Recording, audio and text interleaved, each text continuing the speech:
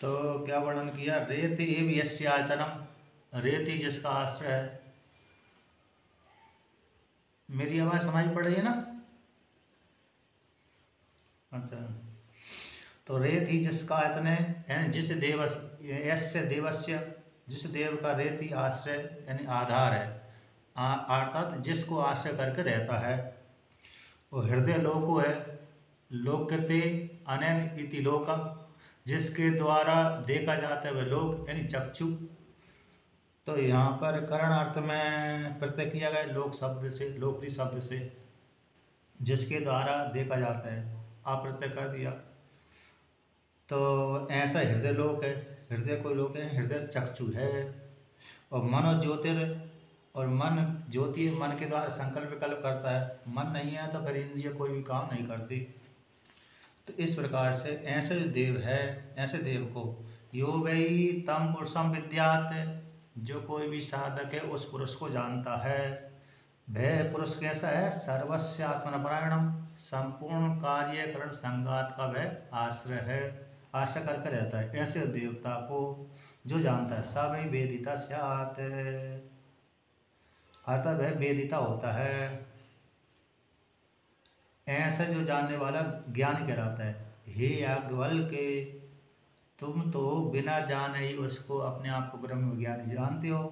तो ऐसा प्रश्न किए जाने पर साकल्य के द्वारा तो यहाँ पर कहते हैं कि वेदा बा एन व्ययी हम तम पुरुषम सर्वस्य आत्मना प्राणम एमाता। ये साकल्य, मैं उसको जानता हूँ, वे निश्चित रूप से जानता हूँ, हम उस पुरुष को मैं जानता हूँ जो सर्वस्य आत्मा, संपूर्ण कार्यकर संगात का परायण है, आयन है, आश्रय है, आश्रय करके रहता है। ऐसे उस जिसके विषय में तुम कहते हो, यम आत्ता, जिसके विषय में तुम कथयसी कहते हो, तो वह कौन है भाई, यदि आप जानते हैं तो। ऐसा प्रश्न किए जाने पर तो कहते हैं या एव अयम पुत्रमय पुरुषो, पुरुषः है, वह यही पुरुष है, यही देवता है वह जो पुत्रमय पुरुष है। स ऐसा, वह ऐसा ही है, पुत्र स्वरूप वाला है। पिता के माध्यम से पुत्र उत्पन्न होता है। बदैव, उसी के विषय में, हे साकल्य, उसी के विषय में मेरे से तुम पूछो। तस्य का देवता, पुत्र की उत्पत्ति में हेतु कौन है? कहते प्रजापति रीति होवाचा, प्रजापति पुत्र की उत्पत्ति में हेतु बनता है। अतः प्रजापति से ही पुत्र उत्पन्न होता है। प्रजापति उसका देवता, अभिमानी देवता है। एक इंद्रिय का अभिमानी देवता कौन है? प्रजापति है। उसी के माध्यम से पुत्र की उत्पत्ति होती है। तो प्रजापति रूप में ही हिरण्यगर्भ कैसा उपासनीय है, हिरण्यगर्भ का एक अंग विशेष है।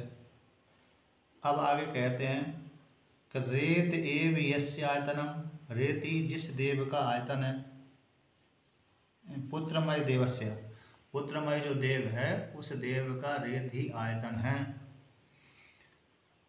या एव अयम पुत्रमयो, है जो पुत्रमय है, रेत आश्रय वाला, विशेष आयतन वाला कौन है? रेत है। रेत को माध्यम बना करके पुत्र की उत्पत्ति होती है। तो रेत आयतनम, तो रेत आयतनस्य, रेत है, यहाँ पर वर्णन किया रेत यानी रेत सामान्यस्य विशेष आयतन पुत्रस्य, पुत्र, रेत सामान्य आयतन का विशेष आयतन कौन है? पुत्र है। तस् उसका कारण कौन है? प्रजापति, उत्पत्ति हेतु। तो रेत आयतन वाले पुत्र का, तो रेत ही आयतन है। ऐसे रेत आयतन वाले पुत्रमय का पुत्र स्वरूप इति। तो ऐसे पुत्र पिता के माध्यम से किस प्रकार से उत्पन्न होता है? पिता के जो अंग है, किसे पुत्र में जब आते हैं, कौन कौन से धातु आते हैं? तो कहते हैं अस्थि, मज्जा, शुक्राणि, पितृजातानि। 3 माता के वर्णन किए थे, मांस, रक्त, रुधिर, 3 माता के हो गए थे। और 3 यहाँ पर 3 कह दिया, अस्थि, मज्जा, शुक्राणि। ये 3 पिता के, 4 और होते हैं, 4 पिता के होते हैं। तो 4 पिता के कौन होते हैं? यहाँ पर तो 3 भाषण वर्णन कर दिए कि वार्तिक में आया है। 2 नंबर टिप्पणी में, तो 2 नंबर टिप्पणी में कहते हैं वार्तिक में प्रजापति पिता शुक्र स्नायु अस्थि मज्जा मज्जानो भवन्ति पितृतु यतः प्रजापतित्वं पितरि तस्माद् एतदिह उच्यते। ये प्रजापतित्व स्वरूप जो पिता में ये चार धातु के माध्यम से पुत्र उत्पन्न होता है माता के माध्यम से, इस हेतु से वह पिता कहलाता है। प्रजापतित्व प्रजापति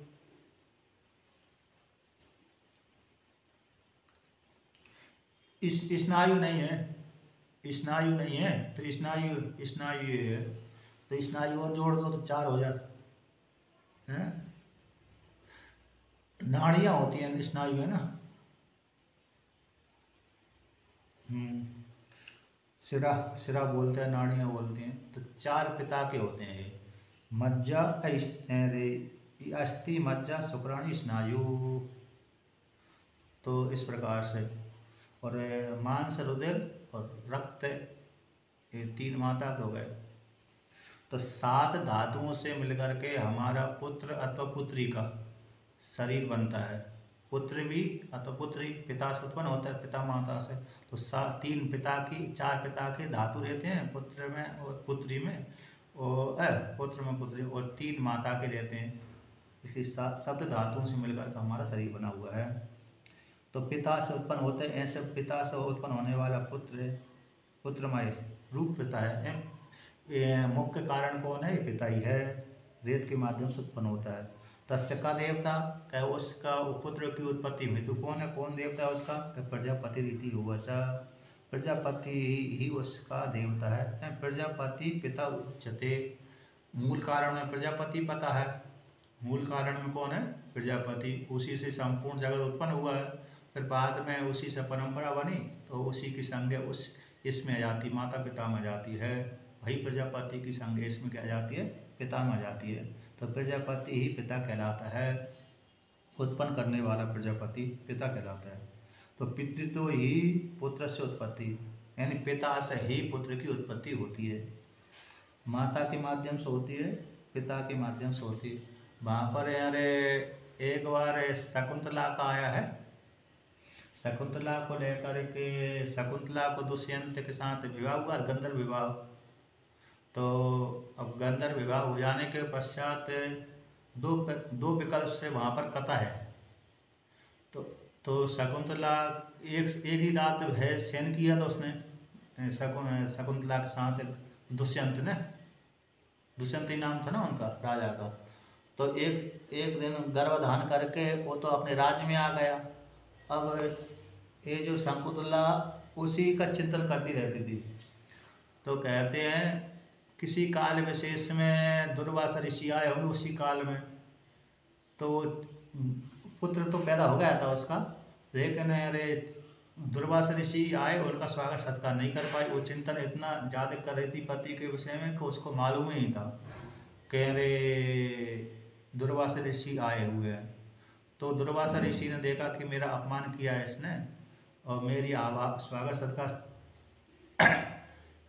सत्कार नहीं कर पा रही, स्वागत सत्कार नहीं किया, मेरा अपमान किया है। तो ऐसा जान करके दुर्वासा ऋषि ने श्राप दे दिया। श्राप क्या दे दिया कि जिसके विषय में तू चिंतन कर रही थी वह तेरे को भूल जाएगा, ये श्राप दे दिया।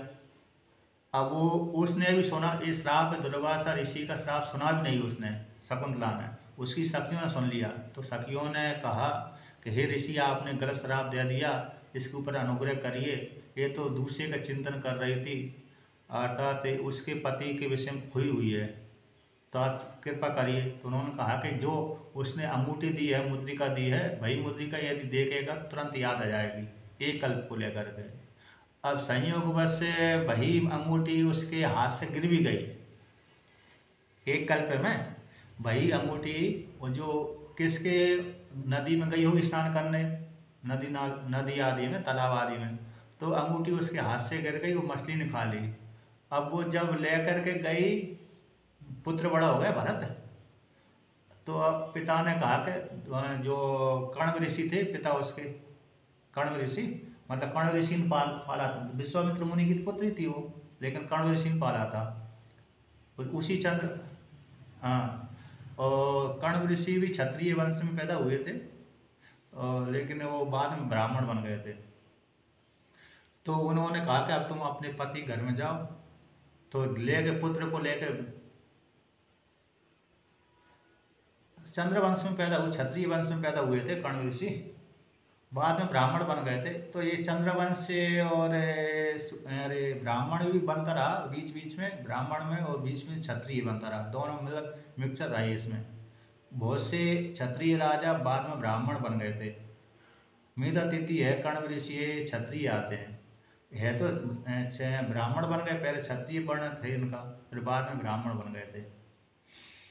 तो तपस्या करी इन्होंने ज़्यादा, जैसे विश्वामित्र मुनि क्षत्रिय से ब्राह्मण बने ना, उसी प्रकार इनका भी वर्णन आता है। तो वहाँ पर गए, तो वहाँ पर जब दुष्यंत के पास में शकुंतला गई अरे सखियों के साथ, तो दुष्यंत ने पहचानने से मना कर दिया, क्योंकि भूल गया था श्राप के कारण। अब बाद में भाई दुष्यंत को वो अंगूठी मिली किसी बहेलिया के माध्यम से, किसी मछली मारी होगी, वो मछली जब बेचने के लिए गया दुकान पर, उसने देखी राजा की मुद्रिका है, तो उसको राजा के पास पहुंच गई मुद्रिका, उसके अरे दुकानदार के माध्यम से, अपण के माध्यम से। तो भाई बाद में पहचानने के बाद भी याद आया कि मैंने तो किसी के साथ विवाह किया था, फिर उसको लेने के लिए गया एक कल्प में। और दूसरी कल्प में कहते हैं दुष्यंत के पास में शकुंतला गई पुत्र को लेकर के, तो पुत्र को लेकर गए तो वहाँ से कहा, हे राजन, मैं तुम्हारी पत्नी हूँ, ये तुम्हारा पुत्र है, तुमने मेरा गर्भधान संस्कार किया था जंगल में कण्व ऋषि के आश्रम में, अब मैं तुम्हारे पास में आई हूँ और अपने पुत्र का पालन पोषण करो। तो वहाँ पर उसने कहा कि मैंने तो अरे किसी के साथ क्या सबूत है, मैंने तुम्हारा विवाह किया, तुम्हारे साथ विवाह किया, ये मेरा पुत्र है, कोई यदि सबूत हो है कि नहीं, तो बताओ, मतलब कोई अरे साहूकार हो अथवा जो इसके सामने मैंने गंधर्व विवाह किया था, कोई पक्षधर तुम्हारा हो तो बतलाओ। तो पक्षधर कोई नहीं था उसका। तो जब पक्षधर कोई नहीं रहा, अर्थात उसको न्याय दिलाने वाला कोई नहीं रहा, तो वहाँ पर आकाशवाणी हुई उसी काल में, देखकर निरुत्तर हो गई शकुंतला। अब क्योंकि गंधर्व विवाह दोनों ने आपस में किया था, जंगल में किया था, और शयन किया, एक रात में गर्भवती हो गई थी वो। अब बाद में राजा सोए उठ करके आ गए।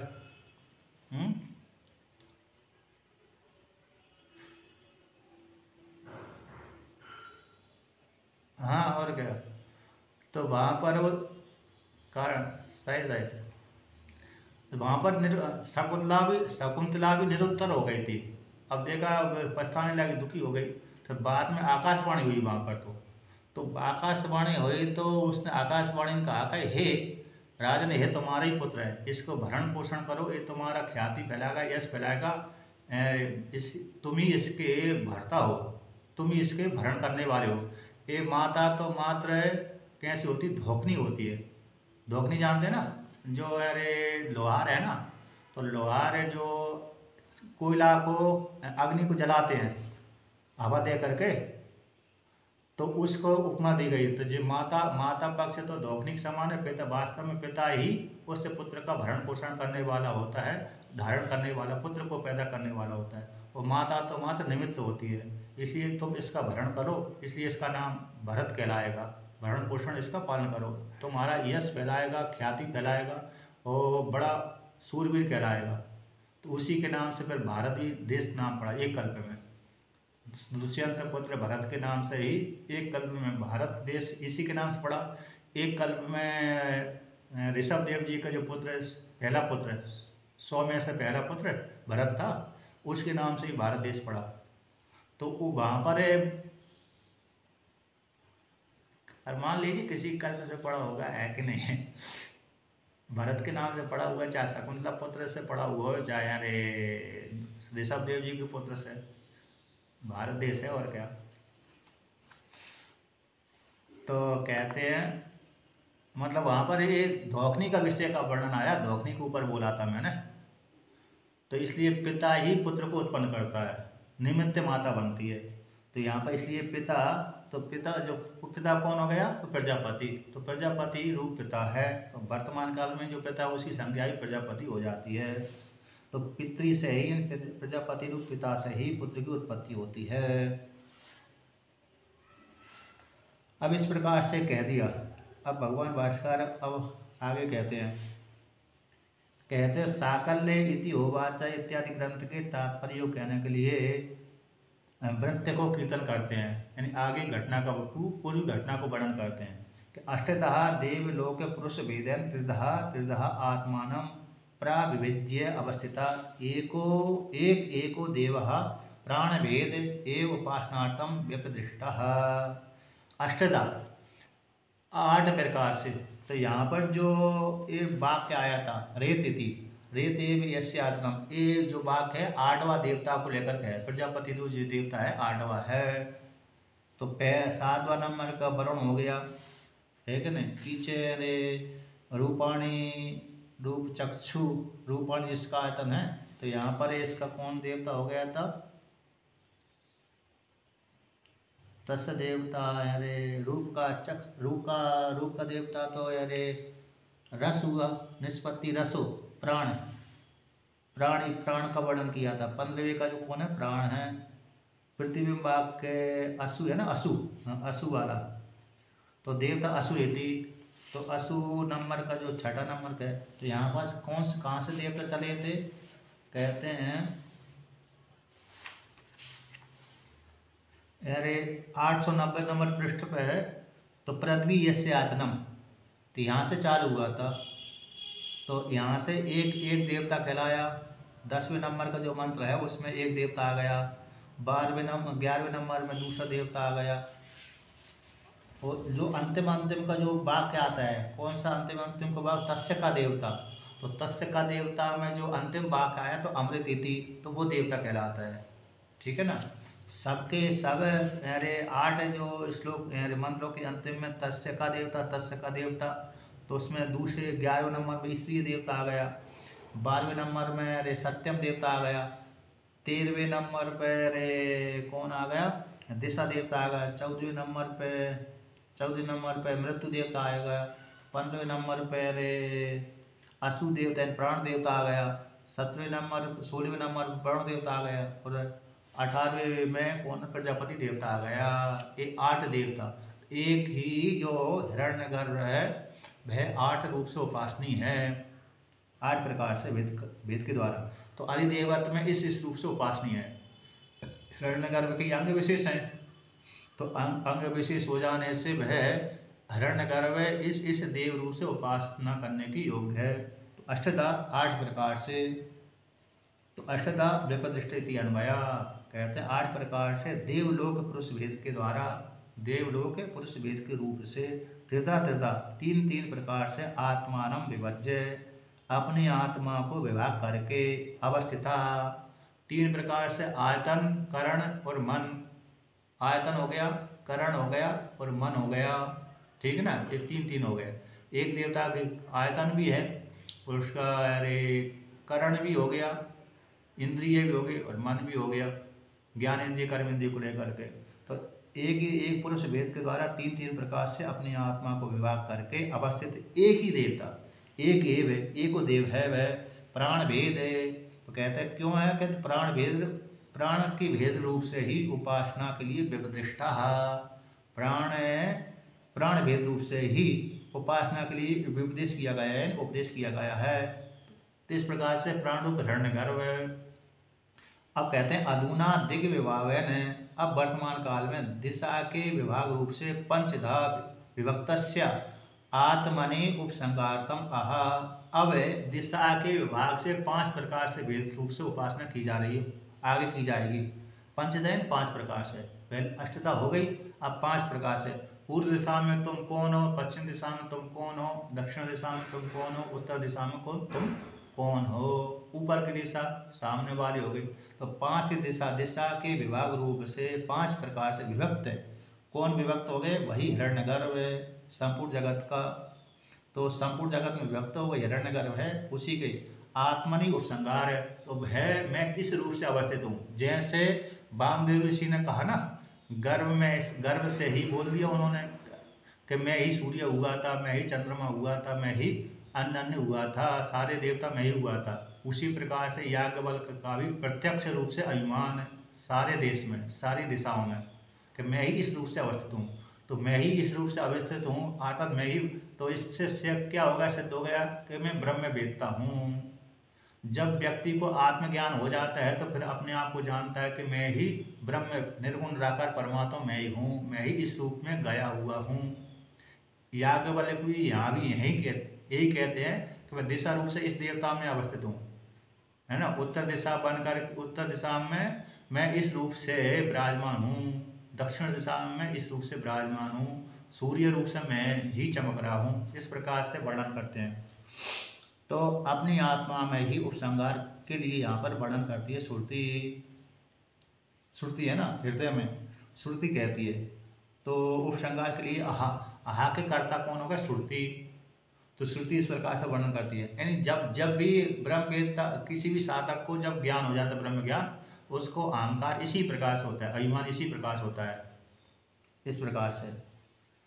तो कहते हैं तूष्णीम भूतम साकल्य याज्ञवल्क्यो ग्रहणेन आवेशयन अहा। तूष्णीभूत, जो साकल्य मुनि अब शांत हो गए थे, देखा कि सारे जो प्रश्न करता था मैं सारे प्रश्न का ही उत्तर दे दिए, अब कुछ सूझे ही नहीं रहा। तो याज्ञवल्क्य ने ग्रहण के माध्यम से, कहते ग्रह आविष्टम इव कुर्वन्। अब ग्रह आविष्टम इव कुर्वन्, अब किसी काल विशेष में इनमें झगड़ा हो गया था, है कि नहीं, जानबूझ करके इन्होंने साकल्य मुनि ने पूछा, जब गार्गी ने उनसे बोल ही दिया था भाई इनसे पार पाना मुश्किल है कि नहीं, नमस्कार करके इनसे छुटकारा पा लो, लेकिन फिर भी इन्होंने अरे क्या कर लिया, पूछ लिया साकल्य मुनि ने जानबूझ करके। तो ग्रहण के द्वारा, ग्रहण रूप से ही, ग्रहण के समान ही, ग्रह के समान ही, आग्रह के समान ही, ग्रहण ही आम उपसर्ग लगा दिया तो आग्रह हो गया, तो ग्रहण यानी ज्ञान हो। तो ग्रह के द्वारा ही, आग्रह के द्वारा ही आवेशन, उस प्रकार से आवेश करते हुए कुछ दोष को लेकर के यहाँ पर कहते हैं आविष्टम।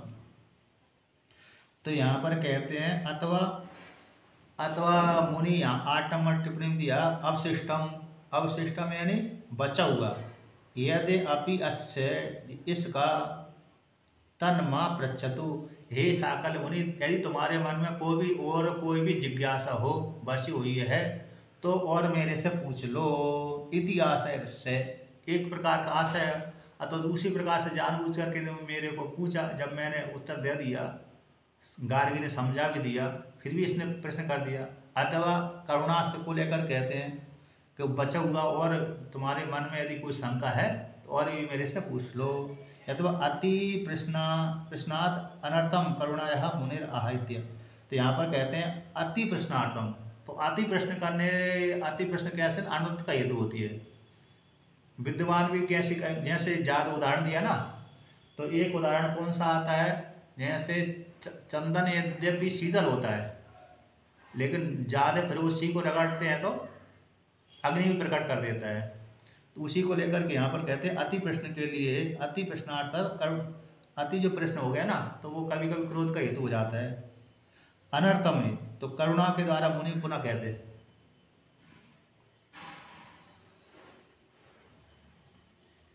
हाँ, तो किंतु यहाँ पर तो अनर्थ के है, तो किंतु यहाँ पर भी याज्ञवल्क्य अभी कहते हैं करुणा से युक्त होकर के कहते हैं, थोड़े हो गए। तो करुणा के द्वारा ही मुनि, यह करुणा पूर्वक ही मुनि इस प्रकार से साकल्य मुनि से कहते हैं, करुणा करते हैं, यदि तुम्हारे मन में कोई भी और शंका हो तो पूछ लो। तो इस प्रकार से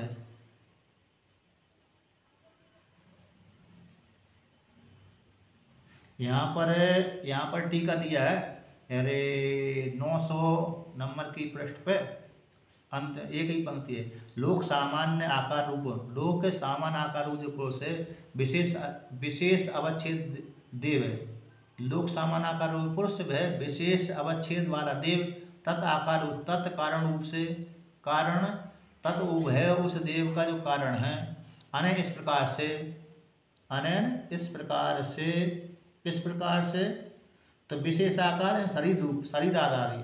यहाँ पर 12 नंबर टिप्पणी में दिया है, तो शरीर आदि रूप से स्थित जो पुरुष है, ऐसे वो देव है। सामान्य विशेष आकार अमृत आदि रूप वाला वह देव है। उसका कारण रूप से अनेक इस प्रकार से भाई जो हिरण्यगर्भ ही त्रिधा त्रिधा, तो त्रिधा त्रिधा कैसे, इस प्रकार से एक देव ही शरीर है, अरे करण है और मन आदि के माध्यम से आत्मा को विवाह करके स्थित है।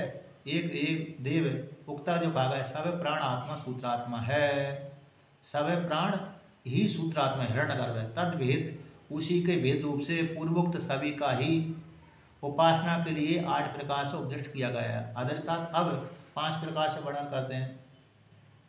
20 नंबर टिप्पणी में क्या है, वहाँ से लेकर के दसम तक है ना, 10 में से आरंभ किया है यहाँ पर। अब आगे और भी वर्णन करेंगे।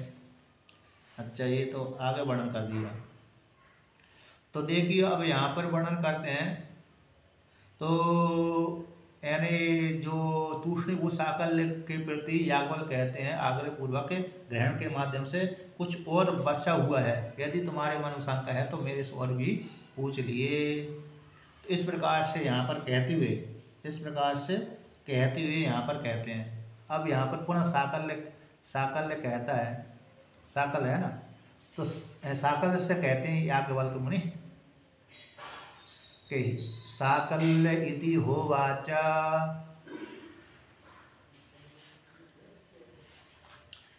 याज्ञवल्क्यस्य त्वां स्विद् इमे ब्राह्मणः अंगार अवक्षयणम् अक्रतः इति।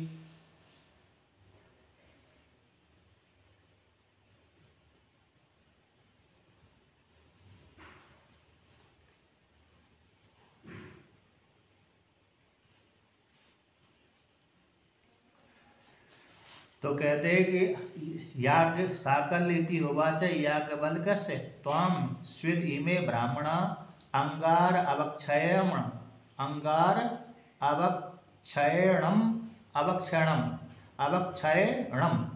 ऐसा शब्द है।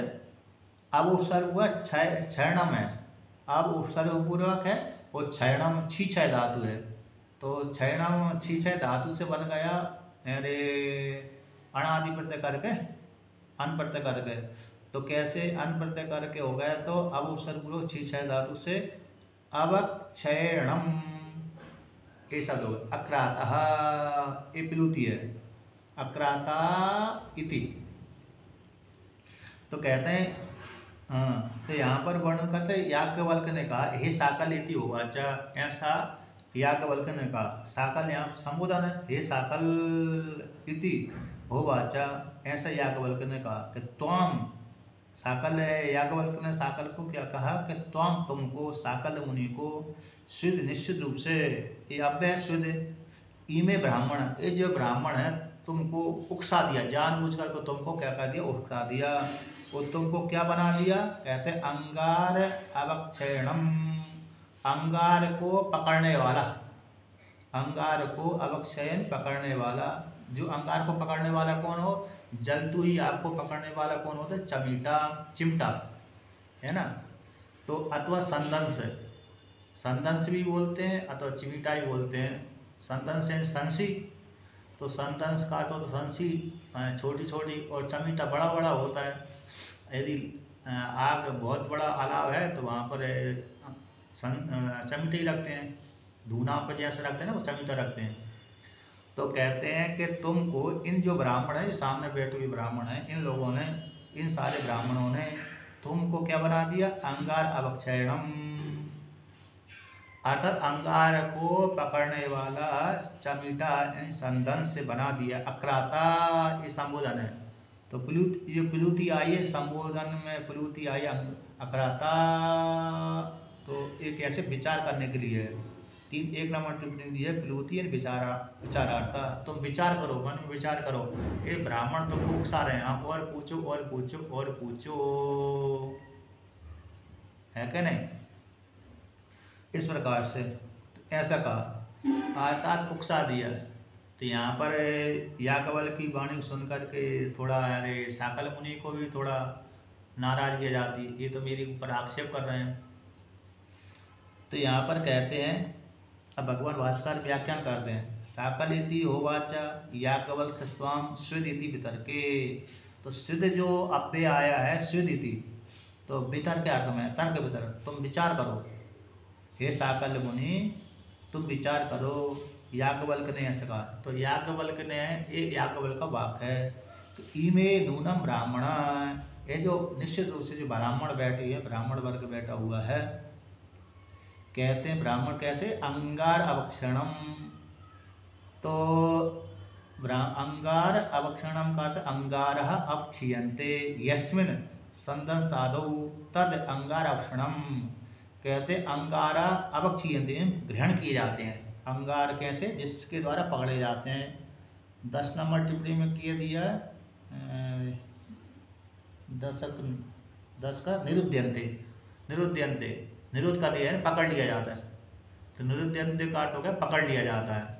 अर्थात अंगार जिससे पकड़ लिए जाते हैं, जिसमें, किस में पकड़े जाते हैं अंगार, जिसमें पकड़े जाते हैं संदन साधु। संदन से बोलते हैं संसी, चिमटा। तो संसी, संदन का अर्थ संसी होती है, और आदि शब्द से चिमटा आदि ले लिया। तो चिमटा, संसी आदि के द्वारा, चिमटा संसी आदि के माध्यम से अंगार पकड़े जाते हैं। हाथ से पकड़ेंगे तो जला देगा अंगार हम लोग हाथ को, इसलिए हाथ से नहीं पकड़ते व्यक्ति। और चिमटा और संसी आदि से पकड़ते हैं। तो उसी प्रकार से ऐसे तुमको क्या बना दिया, अंगारे को पकड़ने वाला चिमटा बना दिया। और अंगारा कौन हो गया, मैं हो गया। अंगारा तो मैं हूँ और तुमको चिमटा बना दिया। तात तुमको चिमटा बना दिया। नूनम निश्चित त्वम अकृता कृतवंतो, किन क्या दिया कि ब्राह्मणों ने बना दिया। तू तन्न बुद्धि से, तुम नहीं जान पा रहे कि ब्राह्मणों ने तुमको उकसा करके अंगार का पकड़ने वाला चिमटा बना दिया। आत्मनम, कहते बुद्धि से, आत्मनम माया दह्यमानम इति अभिप्राय। तुम अपने आप को नहीं जान पा रहे कि तुम मेरे द्वारा जले जा रहे हो। मेरे द्वारा अपनी आत्मा, दह्यमानम, तुम अपनी आत्मा को जला रहे हो, क्योंकि तुमने चिमटा, अंगार को पकड़ने वाला चिमटा बन गए हो। अर्थात मेरे माध्यम से। चिमटा भी जब अंगार को पकड़ता है तो गर्म तो हो ही जाता है कि नहीं। चिमटा यदि पकड़ेगा अंगार को तो उसका गर्म हो ही जाएगा। तो मेरे द्वारा तुम कैसे हो रहे, दह्यमान हो रहे हो, जल रहे हो। अंगार स्थानीय मेरे द्वारा कैसे हो रहे, जले हुए से हो रहे हो। तुम यदि भी शांत नहीं हुए तो क्या हो जाओगे, शांत नहीं हुए तो अरे तुम जली जाओगे निश्चित रूप से। यदि और पूछोगे तो क्रोधित हो गए, थोड़े क्रोधित क्यों हो गए, तो इसमें 2 ही हेतु थे इसमें, क्योंकि पहले झगड़ा हो गया था इनका, है कि नहीं। तो झगड़ा नहीं होता तो क्रोध नहीं होते। अथवा पूछते पूछते कभी थक गए होंगे, ये भी कहाँ तक साथ साथ करें। जब गार्गी ने सावधान कर ही दिया था, गार्गी का अंतिम प्रश्न ना था, अंतर्यामी परमात्मा सभी निर्गुण निराकार का परमात्मा का प्रश्न था। अब इससे बढ़कर और का प्रश्न हो गया। ये तो कर्म उपासना भेद को लेकर के, तो फिर भी साकल मुनि ने जानबूझकर पूछ लिया, इसलिए और ज़्यादा क्रोधित हो गए। अतः पहले का झगड़ा को लेकर हो गए। कभी कभी पुराना झगड़ा भी हो जाता है कि नहीं। अब आयु लंबी है तो आयु लंबी होने से फिर कहीं ना कहीं तो टकरा ही जाता है व्यक्ति। 10-20 वर्ष की आयु हो तो नहीं टकराता, कभी कभी टकराता, कभी कभी नहीं टकराता। किंतु जिनकी हजारों वर्ष की आयु है तो उनकी तो भाई बीच बीच में कहीं कहीं टकरा ही जाते हैं। अब इस प्रकार से वो नाराज ही हो गए थे। अब ऐसी याज्ञवल्क्य की वाणी को सुन करके साकल मुनि कहते हैं। तो अगला मंत्र पढ़ते हैं। साकल्य इति होवाच, याज्ञवल्क्य इति होवाच,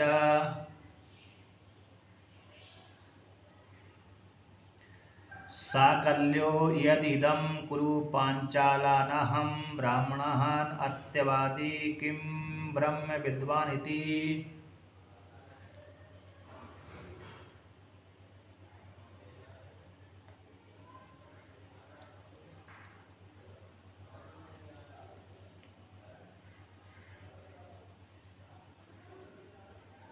दिशो वेदः स देवः स प्रतिष्ठा इति।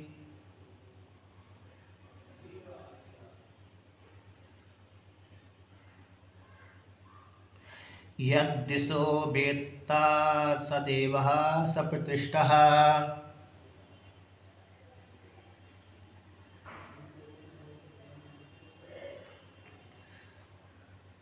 तो यहाँ पर कहते हैं साकल्य मुनि कहते हैं याज्ञवल्क्य होवाचा, हे याज्ञवल्क, ये वाक्य किसका होगा? साकल्य मुनि का हो गया। कि साकल्य मुनि कहते हैं कि यदिदम कुरु पांचालानाम ब्राह्मणान अत्यवादी किम ब्रह्म विद्वान इति, कि तुम्हारा यही ब्रह्म ज्ञान है कि जो कुरु देश के ब्राह्मणों को और पांचाल देश के ब्राह्मणों को। अब ये वाक्य दे दिया क्योंकि यारे जो जनक राजा थे, अब जनक राजा तो मिथिला नगरी में रहते हैं, मिथिला नगरी बिहार में, और बिहार का क्षेत्र है और नेपाल का क्षेत्र है, दोनों को मिला करके वहाँ पर मिथिला नगरी आती है, जनकपुर जिसकी राजधानी रही है। तो कुछ बिहार का क्षेत्र है और कुछ अरे नेपाल का क्षेत्र है। इस क्षेत्र के देश को वहाँ पर कहते हैं अरे मिथिला नगरी कहते हैं। तो मिथिला नगरी मैथिल विदेह राज के राज्य में ही शासक हुआ था, किंतु ब्राह्मण लोग यहाँ के गए थे। कहाँ के गए थे? कुरु देश के और पांचाल देश के। अब कुरु देश पांचाल देश तो ये हो गया, कुरु देश तेरे दिल्ली हो गए, इंद्रप्रस्थ हो गया, और हस्तिनापुर हो गया, कुरुक्षेत्र हो गया, ये कुरुक्षेत्र हो गया। और पांचाल देश जो गंगा किनारे हो गए, जहाँ पर कानकुब्ज से लेकर के यहाँ तक मथुरा नगरी मथुरा राज्य तक, उधर हस्तिना राज्य तक, हस्तिना राज्य से हस्तिना का जहाँ पर राज्य समाप्त हो जाता है वहाँ से पांचाल राज्य चालू हो जाता है। और कानकुब्ज जो कन्नौज वर्तमान काल में जो कन्नौज है वहाँ का राज्य समाप्त हो, कानकुब्ज यानी कन्नौज और हस्तिनापुर के राज्य के बीच के भाग को यानी पांचाल देश कहते हैं, जो गंगा किनारे के दोनों तट पे है, गंगा के उत्तर तट पे और गंगा के दक्षिण तट पे। अभी भी वहाँ पर छोटे जो पांचाल देश जहाँ पर द्रौपदी पैदा हुई थी ना, तो वहाँ पर उस गाँव पर जो राजधानी थी उसकी, पांचाल देश की राजधानी उस काल के, तो कानकुब्ज मतलब है कामपिल्ले, तो कामपिल्ले नाम का एक स्टेशन भी आती है कामपिल्ले। मतलब पांचाल राज्य क्यों कहलाते हैं पांचाल राज्य? पांचाल राज्य में पुराण में कथा आती है, एक राजा के 5 पुत्र थे। तो एक राजा के चंद्रवंश का राजा थे, चंद्रवंशी कहलाते हैं। तो एक राजा के 5 पुत्र थे, तो 5 पुत्रों उसके पिता ने कहा कि ये मेरे 5 पुत्र कैसे? पंच पुत्र अलम इति, पंच पुत्र अलम इति, किस में अलम है?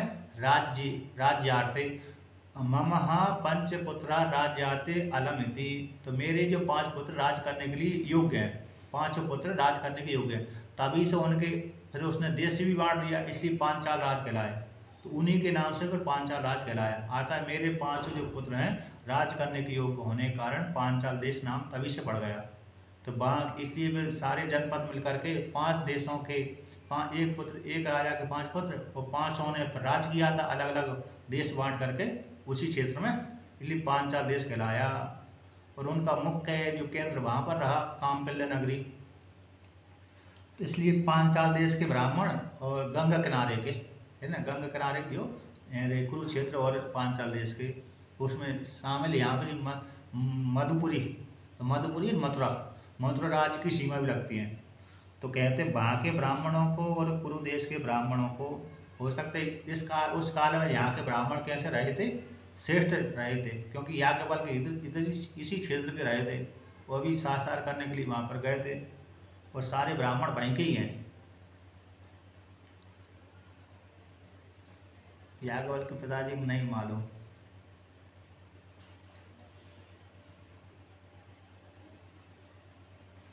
ना हाँ वहाँ हाँ ये वाक्य आया कि नहीं, उसने ये कहा कि मेरे पिताजी ने ये आश्वासन दिया था, मेरे पिताजी ने बोलकर रखा है कि तुम फ्री का दान मत लो, कुछ यदि दान लेते हो तो कुछ उपदेश करो। वहाँ पर बार बार उन्होंने कहा कि तुम मेरे पास में आयो, अरे जनक राजा ने कहा तुम मेरे पास में आए तो मैं तुमको 1000 गाय देता हूँ। उनका मैं फ्री का दान नहीं लेना चाहता, अपनी मेहनत का खाऊंगा। मेरे पिताजी ने उपदेश दिया है कि फ्री का दान मत खाओ, कुछ यदि दान ले रहे हो तो कुछ ना कुछ उपदेश करके आओ। तो ये वाक्य बहुत अच्छा लगा अपने को भी, ऐसे नहीं ये वाक्य अपने को ही पसंद है, मैं भी उसी प्रकार से सोचता हूँ, है क्या नहीं? फ्री का दान खाने की जरूरत नहीं है। ये मन में मेरे में बहुत पहले से बैठी हुई है। कम से कम जब मैंने पढ़ा था पाठ अध्ययन किया था, तभी से ये मन में बैठी हुई है कि फ्री का दान नहीं लेना चाहिए, अपनी मेहनत का काम चाहिए। तो इसलिए तो ये वाक्य मेरे को पसंद भी आए। फ्री का दान है ना। याज्ञवल्क्य जनक राजा के पास में गए थे, दान लेने के लिए गए, क्यों गुरुकुल चलाते हैं।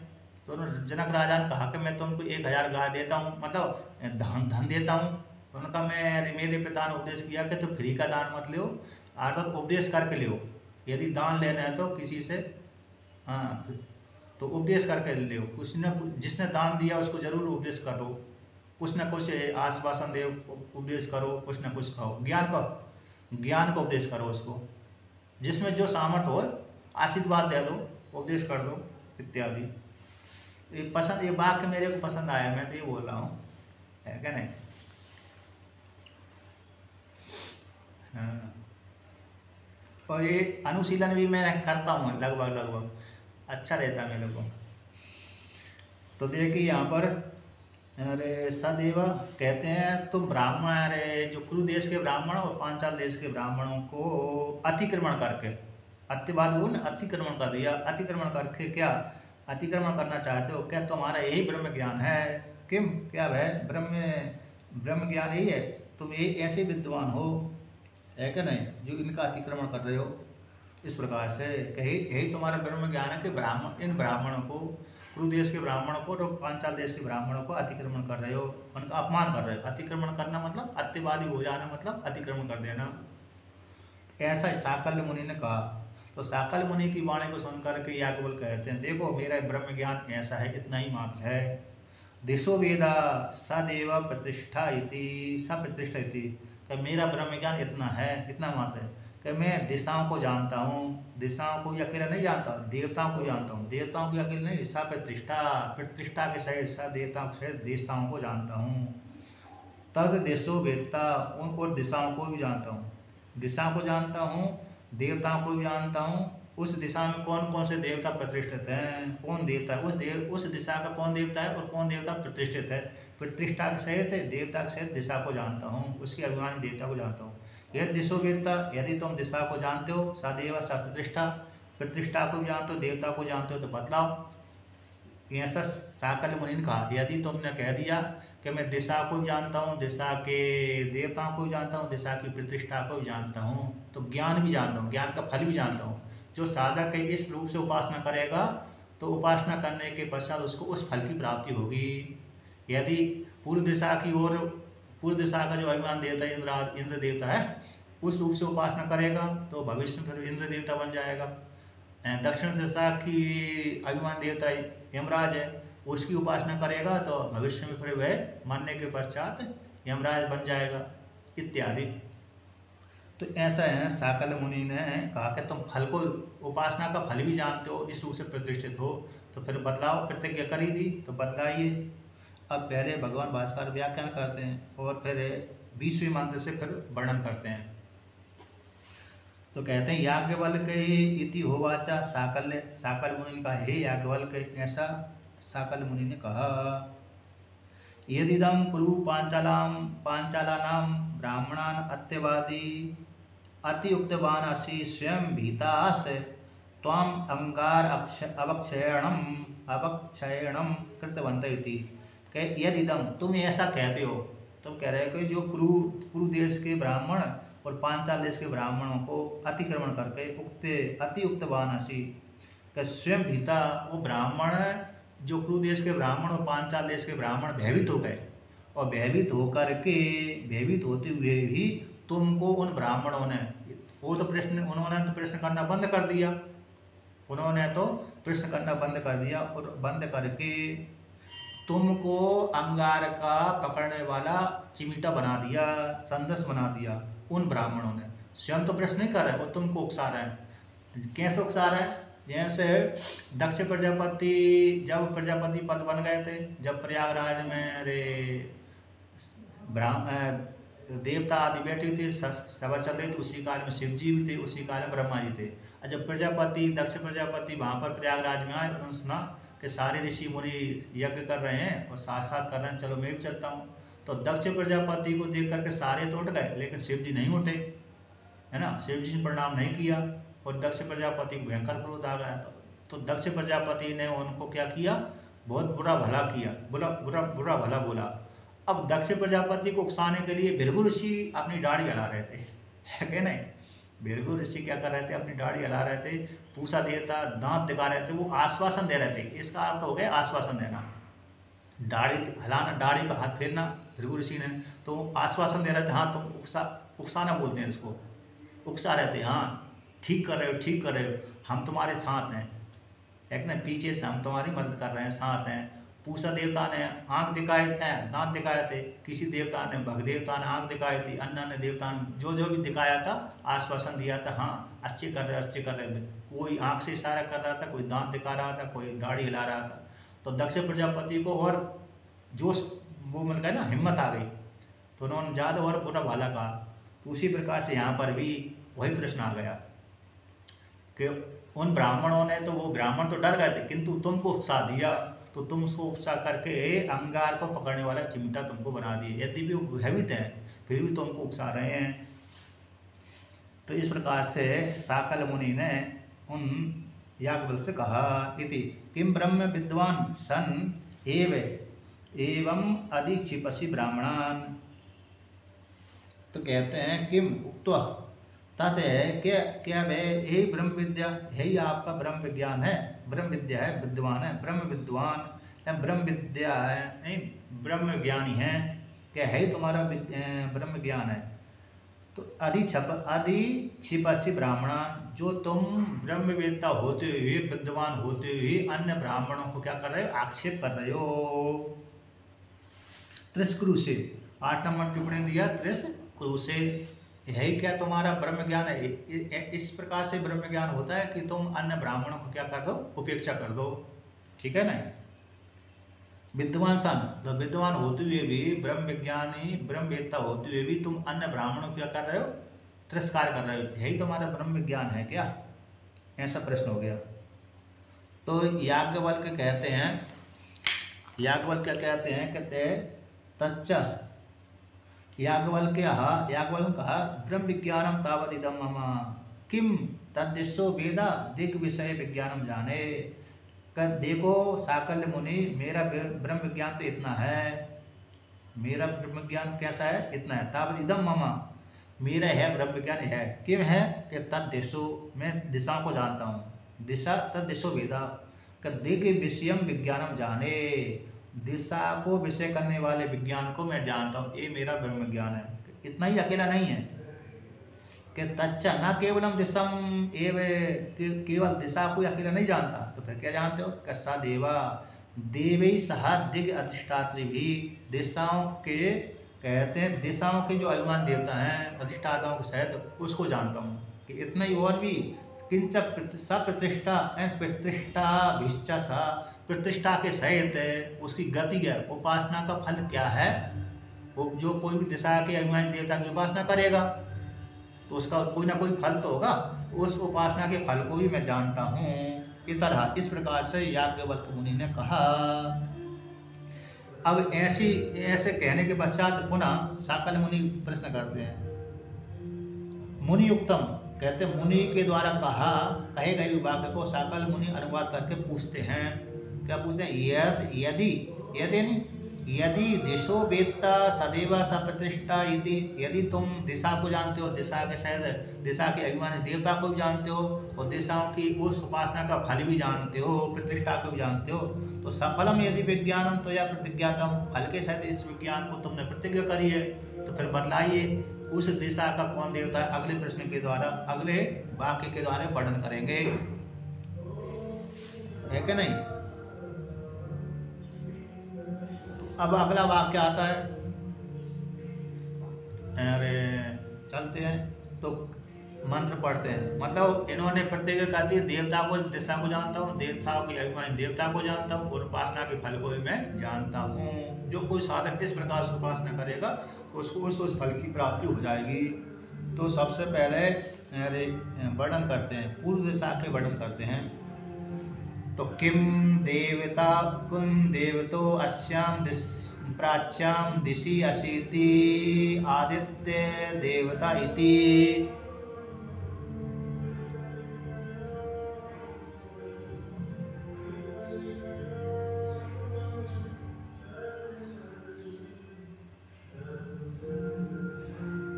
स आदित्यः कस्मिन् प्रतिष्ठिता इति चक्षुषीति।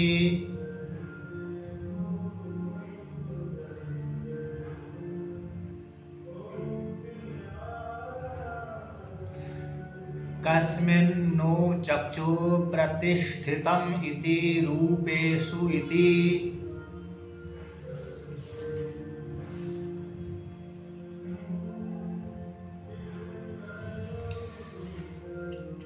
चक्षुषा हि रूपाणि पश्यति कस्मिन्नु रूपाणि प्रतिष्ठितानि इति।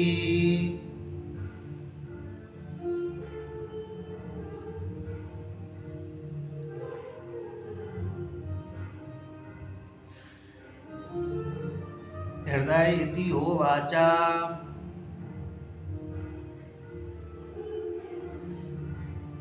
हृदयेन हि रूपाणि जानाति हृदये हि एव रूपाणि प्रतिष्ठितानि भवन्ति इति।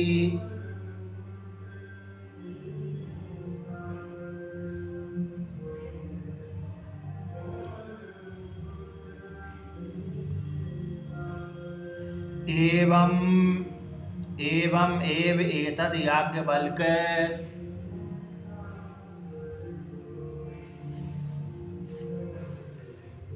तो यहाँ पर कहते हैं किम देवतो अस्य प्राच्यम।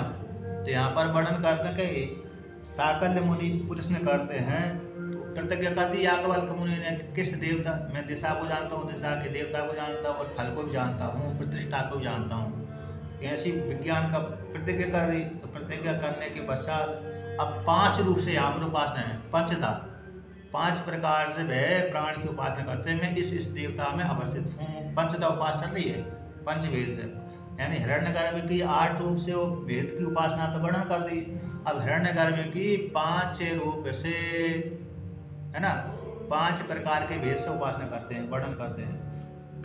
अस्याम प्राच्याम, इसे प्राची दिशा में किसे देवता रूप से अवस्थित हो। प्राची दिशा में किम देवता वाले तुम हो। दिशि अशीति, तो प्राची दिशा में किस देवता वाले तुम हो, ऐसा प्रश्न कर दिया। तो उत्तर देते हैं आदित्य देवता इति।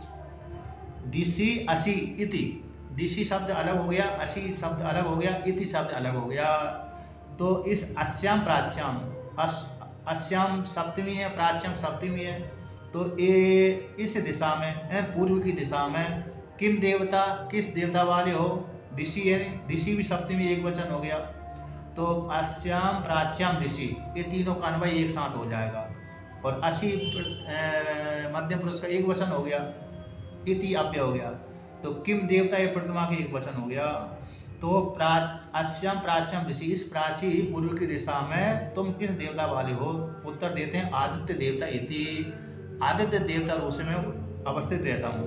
इन पूर्व की दिशा में आदित्य भगवान रूप से अवस्थित रहता हूँ। पूर्व के अभिमान देवता इंद्र देवता भी हैं। पूर्व दिशा के देवता कौन है, इंद्र देवता भी हैं। जैसे 8 जो 4 वो होते हैं ना, कौन होते हैं, लोकपाल। दक्षिण के, उत्तर के जैसे कुबेर होते हैं, उत्तर के लोकपाल कौन हो गए, कुबेर हो गए। दक्षिण के यमराज जी हो गए, पूर्व के इंद्र देवता हो गए, और पश्चिम के शायद वरुण है, ऐसा आते हैं। तो यहाँ पर पूर्व दिशा के अभिमान देवता कौन होंगे, आदित्य देवता। पूर्व दिशा से आदित्य भगवान निकलते हैं तिथि। तो अब यहाँ पर कहते हैं पूर्व दिशा के अभिमान देवता हो गए आदित्य। सा आदित्य कस्मिन् प्रतिष्ठिता इति, के भय आदित्य भगवान किस में प्रतिष्ठित हैं, ये प्रश्न कर दिया। तो उत्तर देते चक्षुषी इति, चक्षु में प्रतिष्ठित हैं आदित्य भगवान। क्योंकि चक्षु सूर्य अजायता, ये श्रुति है। हिरण्यगर्भ की विराट की चक्षु से ही सूर्य उत्पन्न होता है। विराट रूप हिरण्यगर्भ की चक्षु से सूर्य भगवान उत्पन्न होता है। एक अंग विशेष है, विराट का एक अंग किस कौन है, सूर्य है, सूर्य चंद्रमा। तो चक्षु सूर्य अजायते, इस श्रुति के अनुसार। तो कहते हैं चक्षु कस्मिन् नु कस्मिन उ चक्षु प्रतिष्ठितम इति। कहते चक्षु किसमें प्रतिष्ठित है? रूपेषु इति, रूप में प्रतिष्ठित है। क्योंकि रूप है तो चक्षु है, चक्षु है तो रूप है, एक के बिना एक के अधूरे है। किसी के चक्षु है रूप नहीं है तो फिर चक्षु बेकार हो जाएगी, और जिसकी चक्षु नहीं है तो उसके लिए रूप बेकार हो गया। जैसे अरे गांधारी ने देखा मैं रूपवान तो मैं हूँ, किंतु मेरा पति तो अंधा है, अब मेरा रूप तो मेरे लिए, मेरे पति मेरा रूप तो व्यर्थ हो गया, है क्या नहीं? गांधारी ने तभी तो देखा था, तभी तो आंखों में पट्टी बांधी कि मेरा पति अभी अंधा मिल गया, अब मैं किसको अपना सौंदर्य दिखाऊं? सौंदर्य तो अपने पति के लिए था, अब अंधा ही पति होगा तो सौंदर्य को देख करके उसको देख नहीं पाएगा तो मेरा तो व्यर्थ हो गया। इसी हेतु से जानबूझ करके तो उसने सोचा अंधे को देख करके मेरे को बड़ा भयंकर क्रोध आएगा, दोस्त पति के ऊपर दोष निकालूंगी, तो इससे एक दो दोष ध्यान करके अपना रूप को व्यर्थ जान करके और अंधे पति को देख करके दोष निकालूंगी, जिसे इस दोष से बचने के लिए पट्टी बांध दी आंखों पे, नहीं तो पट्टी बांधने की जरूरत नहीं थी उसको। इसी हेतु से दो दोस्त को देख करके उसने पट्टी बांधी थी, एक तो रूप व्यर्थ हो गया और दोष है, दोष देखूंगी तो दोनों दोष से बच जाऊंगी मैं, विशेष रूप से पति के ऊपर दोष निकालने से बच जाऊंगी, इस हेतु से उसने पट्टी बांधी। जैसे शिव महिमन साधना हुई थी ना, उसी पट्टी बांधने का फल है कि उसने जिसको देख ले वज्र के समान हो जाए, चाहे जला दे भस्मीभूत कर ले, है क्या नहीं? अब वहां पर आपने कभी विचार किया होगा, शिव महिमन में पढ़ा होगा। शिव महिमन में जब पार्वती शिव जी को रिझाने के लिए उनकी सेवा में लगी थी, बालिका रूप में जब पार्वती थी ना, जब कामदेव को जला दिया तो पार्वती बड़ी दुखी हो गई। उसने देखा, उसके मन में ये था कि मैं अपनी इतनी सौंदर्य हूँ, सुंदर हूँ, मैं शिव जी को अपने सौंदर्य से रिझा लूँगी, प्रसन्न कर लूँगी, लेकिन शिव जी ने उनकी तरफ देखा ही नहीं, उस दृष्टि से देखा ही नहीं। उसने कहा मेरा जो सौंदर्य कैसा हुआ सारा व्यर्थ चला गया, जो अभिमान था उसका पार्वती का, वो सारा अभिमान व्यर्थ हो गया। फिर बाद में उसने क्या करी, साधना करी, तो साधना के बल के प्रभाव से अरे भगवान शिव जी ने वरदान दिया। तो इससे महिमन में वो कथा आती है, वाक्य आता है ना, कौन सा वाक्य है वो? अरे एक वाक्य है जो कौन सा वो कहते हैं, भगवान शिव जी उठ ही नहीं रहा,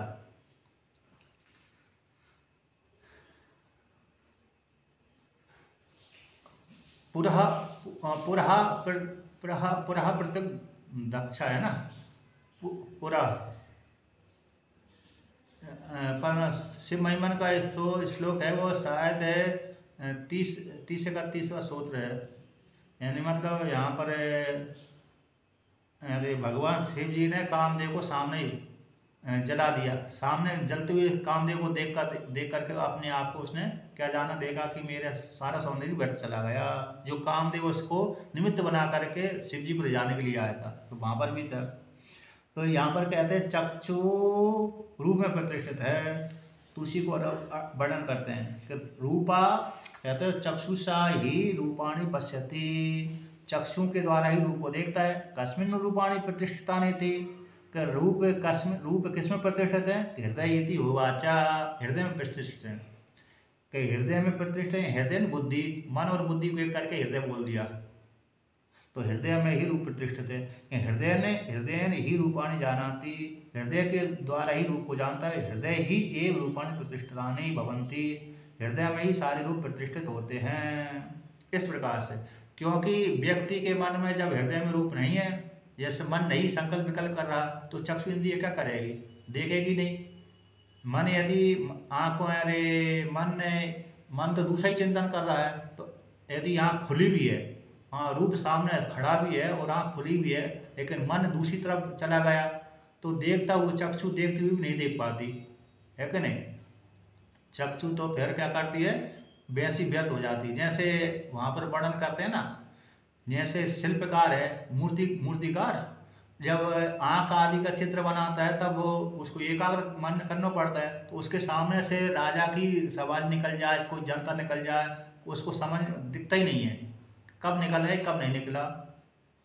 तो क्योंकि उसका मन कहाँ पर था, मूर्ति के बनाने में ही था, एकाग्र था। इसलिए दूसरा व्यक्ति आकर पूछे, यहाँ से कोई व्यक्ति निकला था तो राजा की सवारी निकली थी, क्या तुमने देखा? हाँ, बाण बनाने के, लेकिन मूर्ति बनाने वाले में विशेष होता है, क्योंकि वहाँ पर आँख का चिन्ह बनाना है, तो आँख का जो नेत्र वाला बनाना है उस काल में तो एकाग्र करना पड़ेगी, क्योंकि वो सूक्ष्म है। यदि आँख ही खराब हो गई तो सारी मूर्ति खराब हो जाती है। एक आँख के खराब हो जाने पर सारी मूर्ति ही, जितनी मेहनत मूर्ति लगाई है और आँख खराब कर दी तो समझ लो सारी मूर्ति की बनाने की मेहनत समाप्त हो गई। तो इस प्रकार से तो मन में ही रूप प्रतिष्ठित है, मन में ही सारा मन रूप बुद्धि, मन और बुद्धि रूप हृदय में सारे रूप प्रतिष्ठित हैं। इस प्रकार से कहा। तो ऐसी वाणी को सुन करके साकर मुनि कहते हैं, तो इति एवं याज्ञवल्क्य, हे याज्ञवल्क्य, हाँ ऐसा ही है, स्वीकार कर लिया, हाँ ऐसा ही है। इस प्रकार से वर्णन किया। इसका व्याख्यान कल करते हैं।